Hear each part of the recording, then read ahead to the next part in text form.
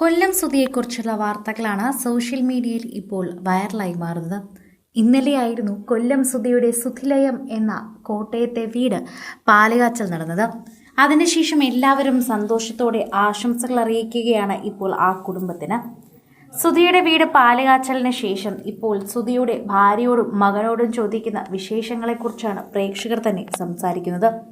സുധിയുടെ മരണത്തിന് പിന്നാലെ ഒരുപാട് കാര്യങ്ങളാണ് അവർക്ക് നഷ്ടമായത്.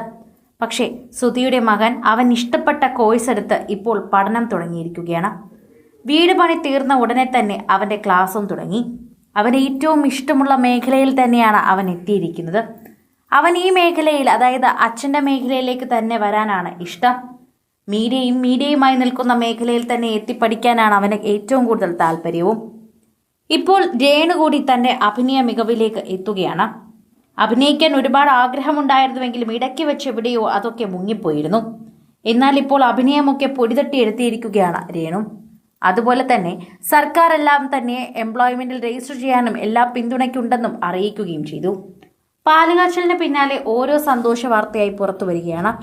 അതെല്ലാവരെയും സംബന്ധിച്ച്, പ്രത്യേകിച്ച് സുധിയെ സ്നേഹിക്കുന്നവരെ സംബന്ധിച്ച് ഒരു നല്ല കാര്യം തന്നെയാണ്.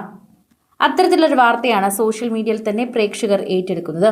ഇപ്പോൾ നിരവധി പ്രേക്ഷകർക്കാണ് സുധിയുടെ ഭാര്യയെക്കുറിച്ചും മക്കളെക്കുറിച്ചും അറിയേണ്ടത്. ഋതുപ്പനെക്കുറിച്ചും കിച്ചുവിനെക്കുറിച്ചും രേണുവിനെക്കുറിച്ചുമാണ് നിങ്ങൾക്ക് അറിയേണ്ടതെന്ന് പ്രേക്ഷകർ തന്നെ പറയുന്നുണ്ട്.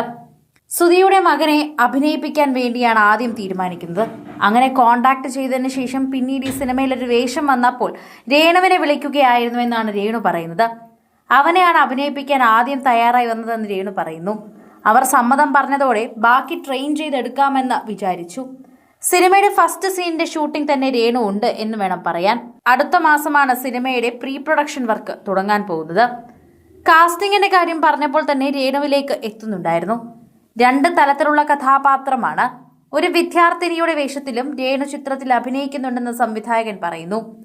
ആദ്യം രേണുവിനെ അഭിനയിപ്പിക്കാമെന്ന് വിചാരിച്ചപ്പോൾ ടെൻഷൻ ഉണ്ടായിരുന്നെങ്കിലും അവരുടെ പ്രകടനം കണ്ട് ഞെട്ടിയെന്നാണ് സംവിധായകൻ തന്നെ പറയുന്നത്.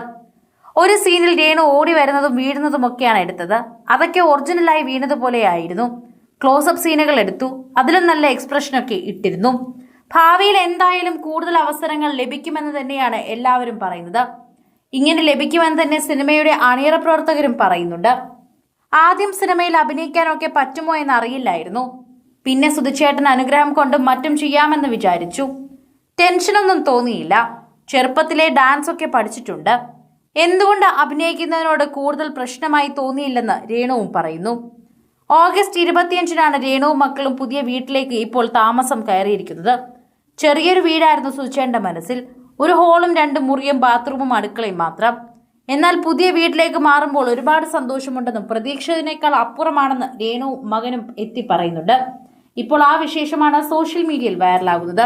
കൂടുതൽ സിനിമ, സീരിയൽ, ചാനൽ വാർത്തകൾക്കും നിങ്ങളുടെ പ്രിയപ്പെട്ട താരങ്ങളുടെ എക്സ്ക്ലൂസീവ് അഭിമുഖങ്ങൾക്കുമായി സബ്സ്ക്രൈബ് ചെയ്യാൻ മറക്കല്ലേ.